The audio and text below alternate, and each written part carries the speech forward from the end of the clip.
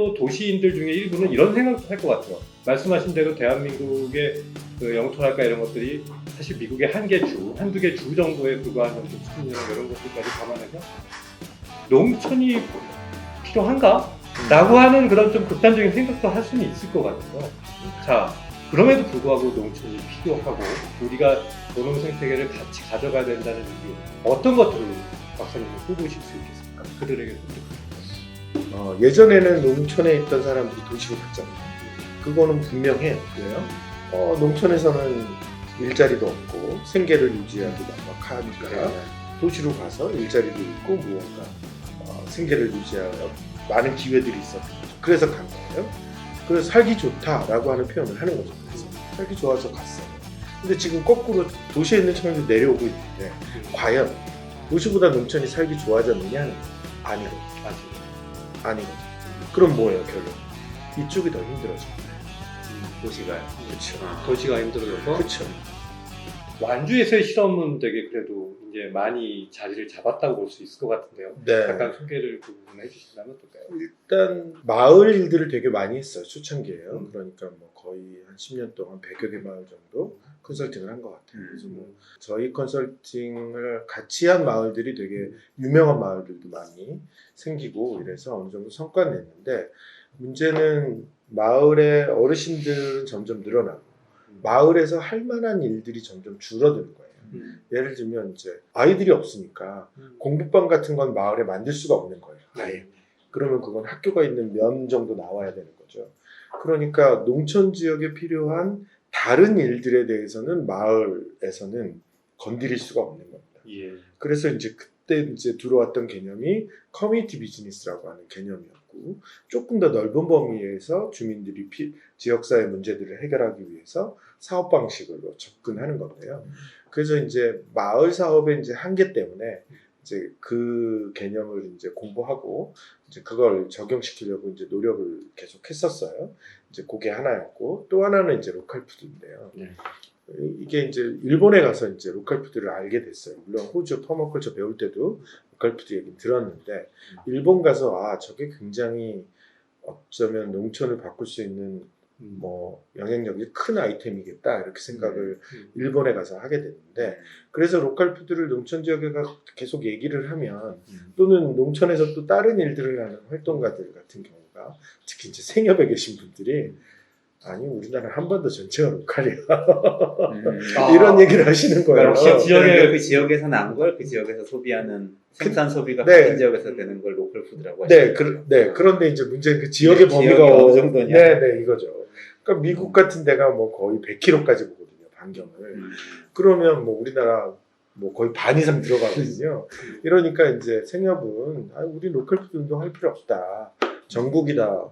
로컬로 볼 수 있다. 뭐 이렇게 얘기하기도 하고 로컬은 뭐 예를 들어 로컬 푸드는 뭐 안전에 대한 뭐 이런 기준이 없지 않냐. 그러면 오히려 식품 안정성이 떨어진다. 이런 얘기들을 하는 거죠. 그런데 사실은 이제 그 측면이 아니라 지금 우리가 이제 연천군에서도 고민하는 것처럼 지역이라고 하는 데가 이제 뭐 아까 나중에도 이제 그런 얘기가 연결되겠지만 지역이라고 하는 곳이 돈이 들어왔다고도 다 밖으로 나가거든요.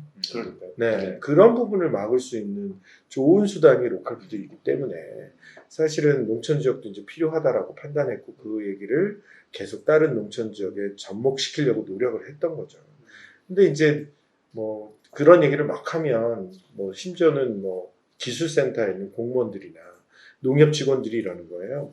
우리 지역에 사시는 분들은 뭐 가족 중에 한 분이 농민이라서 로컬 푸드를 생산해봤자 살 사람이 없다. 이렇게 하면서 이제 농촌 지역은 안 된다라고만 얘기하시는 거죠.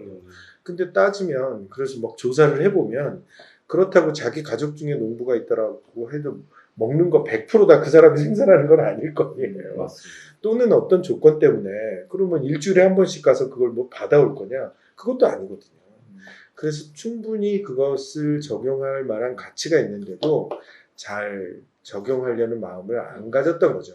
이제 그러던 차에 완주군이 여러 어떤 인연이 겹치면서 로컬 푸드와 커뮤니티 비즈니스를 같이 하겠다고 했고 물론 커뮤니티 비즈니스는 돌아가신 박원순 변호사가 그 당시 완주군수하고 굉장히 가까워서 이런 사업을 꼭 해야 된다고 굉장히 많이 강권하셨어요.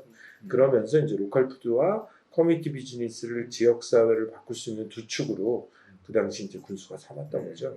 그래서 제 입장에서는 저기 어떻게 가서든 숟가락을 얹어서 뭔가 성공 모델을 만들어야 된다. 뭐 이런 생각을 하게 된 거죠. 지금 완주군에서는 그럼 하나의 자생적인 로컬 푸드 생태계가 만들어져 있다라고 볼 수 있을까요? 진짜 보통은 로컬 푸드를 단순하게 생각해서 매장을 만들면 이게 성공한다고 생각을 해요. 그래서 자꾸 매장 만드는 데 집중하거든요. 그러니까 제가 커뮤니티 비즈니스 센터장을 할 때도 사람들이 와가지고 그럴까봐 설명을 막 이렇게 구구장창 하는데 그래도 가면 매장부터 만들고. 매장부터 만들고. 그러니까 완주군은 로컬 푸드의 생산 체계를 만드는데 3년이 걸렸어요. 그 얘기는 뭐냐면 기존에 있는 생산자들이 접근하기 어려운 시스템이거든요. 중규모 정도만 넘어가도 로컬 푸드는 별로 효과적이지 않아요. 그러니까 처음에는 완주군도 마트에서 나오는 품목 그놈을 쭉 리스트업을 하고 완주군에 있는 생산자들을 다 매칭시킨 다음에 없는 품목을 일종의 보조금 같은 걸 줘서 기획 생산하게 하자 이렇게 계획을 세웠죠. 뭐 합리적인 계획인 줄 알았죠. 그런데 인 줄 알았죠. 네. 예. 기대됩니다. 네, 인 줄 알았죠. 그리고 이제 이제 어느 정도 품목이 다 채워졌다. 그러고서 이제 매장을 열었던 거예요. 그래서 중규모의 규모가 좀 있는 농가가 파를 생산하는데 저희 매장에 파 좀 이제 납품해 주세요 이런 거죠. 그러면 이 양반이 하루에 한 20단 가져 나와야 되는 거거든요. 파를. 예. 파를 20단 정도 매장마다 갖다 놔야 되는 거예요. 그러니까 이 양반이 그 얘기를 듣더니 돈 안 받을 게 뽑아가.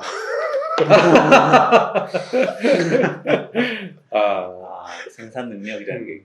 네, 그래서 이 양반은 그냥 뭐 큰 차 와가지고 실어가지고 소득을 내던 사람이 이거 정말 뭐 할 수가 없는 겁니다. 제가 그래서 로컬푸드 강의 안에 뭐라고 써있냐면 새로운 질서라고 하는 말을 써요. 새로운 체계를 생산에서부터 유통에서부터 또는 아까 하는 그런 판매 그리고 이제 소비자와의 관계까지 새로운 걸 다 만드는 거거든요. 근데 이제 그걸 인지하지 못하고 사실 박근혜 정부 때는 이걸 유통으로 봤어요. 그래서 농림부의 유통 담당하는 부서에 로컬푸드 확대하라고 한 거거든요. 그러다 보니 이제 막 농협들이 그 자금을 받아가지고 샵인샵을 만들기 시작했고 그래서 뭐 점차 샵인샵 로컬푸드라고 해놓고선 자꾸 면적은 줄어들고 뭐 이러면서 농협에서 한 샵인샵 형태는 지금 좀 다 쇠퇴됐거든요. 근데 그런 지점들이 뭐 조금 우리가 근본적인 고민들을 덜해서 생긴 문제이고요. 완주군은 그거에 충실하면서 소농, 가정농 또는 이제 귀농인 중심의 그런 생산 체계들을 만들고 그것들을 이제 우리 로컬푸드 협동조합의 직매장과 연결하거나 꾸러미 사업을 하는 사람과 연결하거나 최근에는 일종의 음식 그러니까 식당 이런 창업하시는 분들과 연결시키면서 말씀하신 대로 이 생태계라고 하는 거가 뭐 생산하는 사람들만 창업시킨다고 되는 건 아니잖아요. 그분들이 팔 수 있는 것도 만들고 또는 유통할 수 있는 것도 만들고 뭐 이런 방식으로 어느 정도 생태계가 만들어졌다 이렇게 볼 수 있죠. 흔히 생각하기에 이제 대한민국의 농촌 도시화가 급격하게 진전이 되면서 특히 농촌은 끊임없이 도시의 배후지로서 우리나라는 역할을 해오고 그 수도권도 너무 많은 자원과 이런 집중적으로 쏠리면서 네. 여전히 수도권 공화국 아니냐, 서울 공화국 아니냐라는 말들이 많이 있습니다. 근데 우리 임 박사님이 실천적으로 이제 완주에서 이제 고민하셨던 부분, 실천하셨던 부분들하고 맞물려서 자, 흔히 이제 그런 어떤 농업의 성과물에 대한 유통의 문제나 이런 것들을 개선하는 문제로 아주 지역적으로 이제 접근할 수도 있는 그런 어떤 상황도 존재할 것 같고요. 또 도시인들 중에 일부는 이런 생각도 할 것 같아요. 말씀하신 대로 대한민국의 그 영토랄까 이런 것들이 사실 미국의 한두 개 주 정도에 불과한 정도 수준이나 이런 것들까지 감안해서 농촌이 필요한가?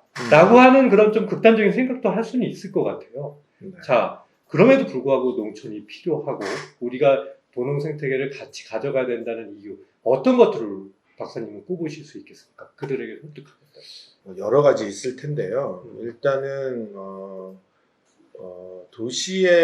도시민들이 기본적으로 생활하는 것들은 다 외부에서 오잖아요. 식량 대표적으로, 물도 그렇죠. 사실은 에너지도 발전소들은 다 지역에 있잖아요. 근데 만약에 지역이 없이 도시만 있으면 발전소도 지을 수가 없을 거고, 그래서 이제 그러한 것들을 우리는 이제 라이프라인이라고 보통 불러요. 지역에서 이렇게 공급되는. 근데 그 라이프라인에 연결된 생산지, 특히 뭐 식품은 더 할 거고요. 그런 지역이 건강하지 않으면 그것들을 공급해 줄 수 없거나 또는 안전한 것들을 공급해 줄 수 없는 그런 상황이 될 거고요. 그래서 그런 측면에 있어서는 뭐 지역이 여전히 존재해야 될 거고요. 또 한 가지 이런 측면이 있는 거죠. 특히 이제 산촌을 예를 들 수 있는데, 산촌에 사는 건 굉장히 지금은 인구가 떨어져서 정부가 그 산촌 마을을 유지하기 위해서 굉장히 많은 비용을 쓰거든요. 그럼 만약에 그 사람들을 그러면 이런 생각을 할 수 있는 거잖아요. 그 사람들을 그냥 산촌에서 내려오라고 하자. 그래서 어디 읍내라도 주거단지를 만들어 놓고 일자리를 주는 게 더 효과적이지 않겠냐, 이렇게 생각할 수 있다는 겁니다. 그런데 그분들이 그 산촌에서 벗어나면 주변에 있는 산림을 관리할 사람이 없어지는 거예요. 그러면 그것을 관리하기 위한 사회적 비용이 훨씬 더 많이 드는 거죠. 그러니까 지금 우리 도시가 버티는 거는 지역에 있는 굉장히 다양한 것들, 우리가 알 수도 없는 것들이 유지되었기 때문에 버티고 있는 겁니다. 그걸 단편적으로 우리가 식량뿐만 아니라, 뭐 예를 들면 지금 아까 드린 대로 산림 같은 경우는 앞으로 기후 변화에서도 굉장히 중요한 역할을 할 거 아니에요. 그런 방식의 다양한 기능과 역할을 할 수 있는 것들을 관리하지 못함으로써, 그것을 버려줌으로 해서 사실 더 많은 비용들을 우리는 지불해야 될 거라는 거죠. 그런 측면에서도 지역이라고 하는 건 우리가 관심 있게 지켜봐야 될 거고요. 또 한 가지는 이런 거죠. 그러면 아프리카 소수민족군 다 안 중요할 거 아니에요. 갑자기 말문이 막혔습니다. 네. 근데 아프리카 소수민족들을 우리가 보호해야 된다라고 하는 건 그분들이 가지고 있는 일종의 문화적 다양성이거든요. 그래서 어떤 우리가 위기에 닥쳤을 때 그 다양성마저 없다 그러면 대처할 방법이 없는 거잖아요. 도시 생활이라고 하는 건 거의 다 통일되어 있잖아요. 비슷한 양식으로 살지만 우리 지역이 만약에 없다면 다른 생활 방식, 다양한 생활 방식을 잃어버리는 거죠. 그랬을 때 정말 기후 위기가 온다든지 어떤 위기가 왔을 때 우리가 그것을 활용할 수 있는 일종의 유전자를 잃어버리게 되는 겁니다. 그러면 지금은 이 상태에서는 도시 생활이 마치 우월한 유전자인 것처럼, 그래서 표현형이 됐다고 생각하지만 그게 언제까지 갈 것이냐라고 하는 것을 우리가 짐작할 수 있다면 농촌 지역에서 또는 지역에서 굉장히 다양한 어떤 생활 양식이라든지 문화라든지 이런 것들이 존재해야 되고, 또 더 다양해질 수 있도록 우리가 뭔가 지원하지 않으면 미래의 안정성을 보장할 수 없다, 이렇게 볼 수 있죠. 요즘은 근데 거꾸로 그런 다양성이 좋아서 귀농하겠다는 분들도 많은 것 같아요. 귀농을 많이 촉진하고 그러면 말씀하신 다양성이 저희 강화될 귀농에 자신이 없어서 저는 자신은 없지만 이 지점이 근데 되게 중요한 질문이에요. 퍼머컬처도 잘 몰랐는데. 네, 중요한 질문이에요. 드디어 고백을 하시는군요. 뭐냐면 청년들이 지금 농촌으로 들어오고 있거든요. 맞아. 청년들도 네. 막 하고. 그래서 이제 로컬 크리에이터다 이러면서 다양한 활동들을 하고 또 정부가 많이 지원하고 있어요. 근데 이제 걱정거리 중에 하나는 이런 거라는 거죠. 뭐냐면 예전에는 농촌에 있던 사람들이 도시로 갔잖아요. 그거는 분명해요. 왜요? 농촌에서는 일자리도 없고 생계를 유지하기 막막하니까 도시로 가서 일자리도 있고 무언가 생계를 유지할 많은 기회들이 있었던 거죠. 그래서 간 거예요. 그래서 살기 좋다라고 하는 표현을 하는 거죠. 그래서 살기 좋아서 갔어요. 근데 지금 거꾸로 도시에 있는 청년들이 내려오고 있는데 과연 도시보다 농촌이 살기 좋아졌느냐 하는 거예요. 아니거든요. 아직은. 아니거든요. 그럼 뭐예요, 결론은? 이쪽이 더 힘들어진 거예요. 도시가요? 그렇죠. 도시가 힘들어져서 그렇죠. 농촌이 역으로 그들에게 그렇죠. 보다 기회가 기회가 있다고 생각한 거죠. 그죠? 그 기회는 말씀하신 다양성의 기회일 수 있어요. 그래서 저기 내려가면 도시에서는 표준화된 서열화된 이런 걸 내가 쫓아 올라갔어야 되고 이미 그거에 나는 지쳤고 힘들고 이런 상태에서 지역을 보니 그러지 않아도 되겠구나 라고 하는 거죠. 그래서 내려온 친구들이에요. 그런데 이 친구들한테 지금 지원을 하니까 이 친구들이 그 다양성을 잃어버리고 도시랑 같은 모양으로 식으로 가는 거예요. 그냥 겉보기만 화려한 카페라든가 그렇죠, 그렇죠, 이런 그렇죠. 쪽으로 이제 그죠, 일관된 그죠. 거. 정확하셔요. 예. 그런 거죠. 과연 이러면 나중에 제가 말씀드린 대로 지역이 그런 다양성들을 계속 유지하면서 우리 지역사회 보루로서 남아있을 수 있을 것이냐. 그래서 그런 지점이 조금 최근에 아주 우려스러워졌어요. 그럼 농사를 더 지으라고 해야 되는 건가요? 꼭 그렇진 않겠죠. 네. 지역에 있는 굉장히 다양한 일들에 접근하면 좋겠는데 우리가 흔히 이야기하는 거 이런 거잖아요. 이제 아까 말씀하신 거를 요즘 친구들 표현이면 힙한 걸 찾아다닌다는 거지. 맞습니다. 그러니까 힙한 것들을 만들어냈는데 그 힙한 거는 이 지역에 만들면 다른 지역도 해요. 비슷비슷하게 해요. 그러면 또 이건 경쟁이잖아요. 그렇다 그러면 그렇게 경쟁하지 않는 무언가 우리 지역만의 고유의 것들 이런 것들 또는 지역 안에서 지역 주민과 함께 관계할 수 있는 것들 꼭 외부 사람을 끌고 오지 않더라도 이런 것들이 많아져야 그런 경쟁에도 본인들도 경쟁이 싫어가지고 여기까지 내려왔는데 그런데 또다시 거기 매몰되는 거거든요. 그래서 그런 지점에 있어서 조금 방향을 좀 잘 잡아줘야 된다 싶은 거죠. 근데 그 속에서 또 소외받는 사람들은 지역 주민인 거예요. 힙한 거를 정책 당국자들도 계속 찾아다녀요. 그러다 보니까 그럴 수 있는데 지원 사업이 들어가는 거죠. 그래서 서울에서 온 힙한 걸 만드는 청년들한테는 지원이 가는데 지역에 있는 아이들한테는 지원이 가지 않는 거예요. 그게 또, 제일 뼈아픈 얘기 네. 같아요. 또 그 친구들이 약간 또 힙한 거를 잘 못 만들 수도 있죠. 네. 하지만 그러면 서울에서 내려온 친구들과 도시에서 내려온 친구들과 그 친구들이 같이 무언가 할 수 있게끔 뭔가를 만들어 준다든지 또는 기존의 지역에 있는 친구들도 뭐 조금 더 잘할 수 있게끔 뭔가 이렇게 계단을 만들어 준다든지 이런 노력이 병행돼야 되는데 지금 그런 것들이 조금 이렇게 균형이 조금 맞지 않아서 그런 지점도 조금 우려스러운 거죠. 박사님이 여러 가지로 다뤄야 될 엄청나게 중요하고도 재밌고 흥미롭고 또 우리 미래에 이제 특히 농촌으로 갔을 때 벌어지는 여러 가지 옵션들에 대한 얘기 단초들을 많이 근데 얘기를 제가 해주셨어요. 단도직입적으로 질문이 또 다시 네, 왔는데 네, 그래서 네. 귀농을 네. 권하십니까? 안 권하십니까? 그리고 귀농하면 그래도 농사를 조금이라도 지어야 되는 것 같은데 왜 이렇게 그건 적극적이죠? 생각 안 해주세요. 왜 이렇게 적극적이죠? 궁금하니까 네, 제가 예. 제 얼마, 인생하고도 관련이 얼마 전에 네 번째 책을 전자책으로 냈는데요. 그 책 제목이 농촌은 귀농을 원하지 않는다예요. 농촌은 귀농을 원하지 네, 않는다. 이제 이원재는 귀농을 원하지만 농촌은 귀농을 원하지 않는다. 의견이 근데 나하고 농촌. 물론 뭐 그거가 팩트여서 쓴 말은 아니고요. 너무 이제 귀농하고 귀농하면 마치 성공을 다 하는 것처럼 많이 포장돼 있어서 약간 좀 경고하는 의미로 이제 그런 말을 썼는데요.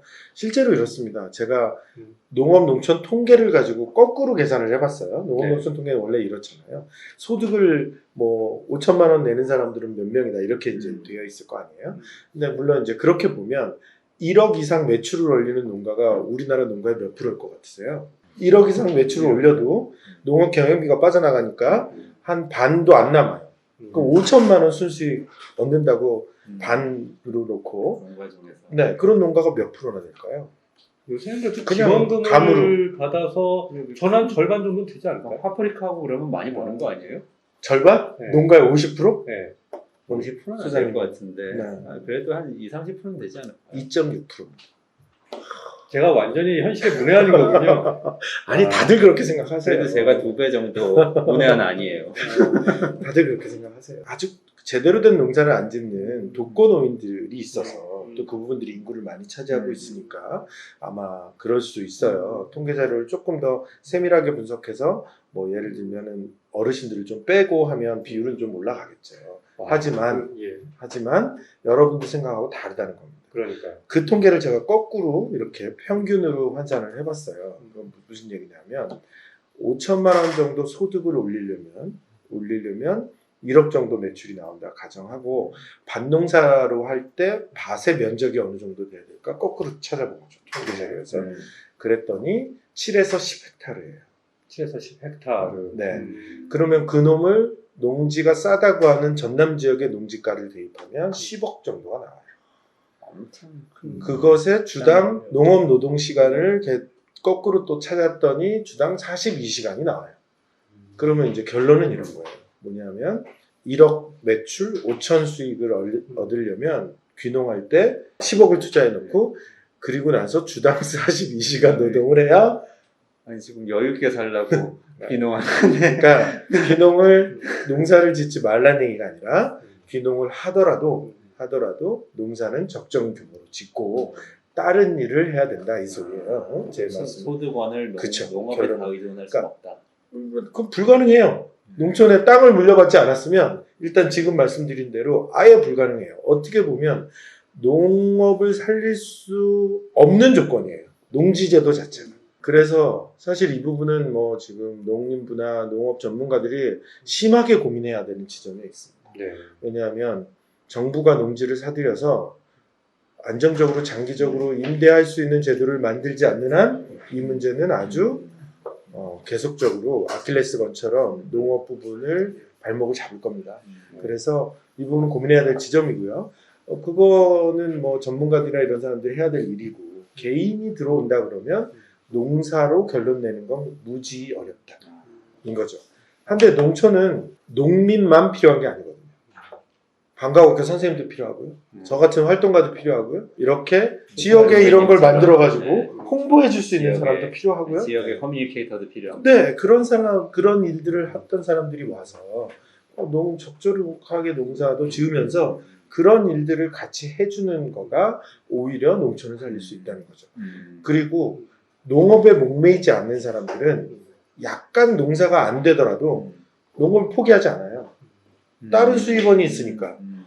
그러면 그건 뭐 나눠 먹고 또 내년에 농사 짓는다는 겁니다. 오히려 농지를 지키는 사람들은 전업 농가가 아니에요. 겸업하는 농가들이에요.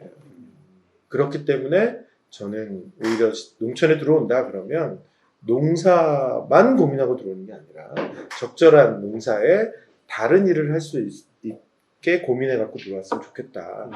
근데 은퇴하시는 분들, 이제 은퇴를 고민하시는 분들은 그래도 이런 게 있었을 거 아니에요. 나 평생 한 번쯤은 해보고 싶었던 일이 있어. 이런 게 있었을 거 아니에요. 나는 자연인이다 하고 싶다. 좀 그런 거 말고 자연인도 여러 가지가 있잖아요. 나 약초를 하고 싶다는 분도 있고 또는 자연인 중에는 거기에서도 뭐 자꾸 만드시는 분도 있잖아요. 그런 예술을 뭘 하시는 분도 있고 네. 그런 게 누구나 저는 있다고 생각하거든요. 네. 그거를 농촌에 와서 할 수 있게 준비해 갖고 들어오시면 좋겠다. 그걸 저는 본능이라고 불러요. 그 자신의 본능을 찾아서 그래서 그거를 농촌에 와서 자기도 정말 해보고 싶은 일을 하고 그게 지역사회에 도움도 되고 할 수 있게 하면 좋겠다. 그렇게 말씀드립니다. 귀농이 아니라 귀 본능을 해라. 이런 말씀. 그 단어 좋은데요. 아직 그 말을 그 말을 안 썼는데. 네. 제가 드리겠습니다. 앞으로. 괜찮은데요? 그러니까 요새 대표도 그 과거 자연 또는 이제 야생이 그리워서 뭔가 이제 농촌으로 돌아오고 싶은 어떤 꿈을 꾸고 있는 이현재 대표나 저도 뭐 제가 기여를 할 수 있는 부분이 많다니까 제가 되게 지금 흥분됩니다. 네. 너무 많은 얘기들 단초들이 오늘 흥미롭고 계속 이어가고 싶지만 우리가 박사님과 계속 이제 영상 갖고 이제 찾아뵙고 그때 소주제별로 이제 알차게 이제 정보를 제공할 수 있는 일들이 기회가 많이 있기 때문에 오늘 저희는 이제 대한민국 농촌에서 직접 현실 속에서 오랜 시간 활동을 해오면서 여러 가지 이제 느끼신 부분들 그리고 이제 역량을 갖고 계신 임경수 박사님으로부터 대한민국 농촌의 실정 10억 그리고 42시간 이상을 일할 수 있는 기회가 있으면 귀농할 수 있겠다라고 하는 결론을 얻어가는데요.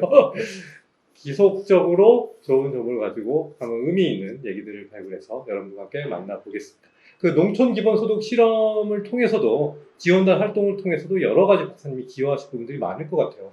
이현재 대표님이 임 박사님을 잡은 것은 엄청난 행운이다. 그럼요. 순환 자산이다라고 하는 것을 여기서 당연히 말씀드릴 수 있을 것 같아요. 본능에 저분이 본능적으로 생존 감각이 뛰어나기 본능적으로 때문에 모셔왔죠. 지속적으로 좋은 실천의 모습들을 갖고 여러분 찾아뵙겠습니다. 오늘 여기까지 하겠습니다. 감사합니다. 감사합니다. 그렇습니다.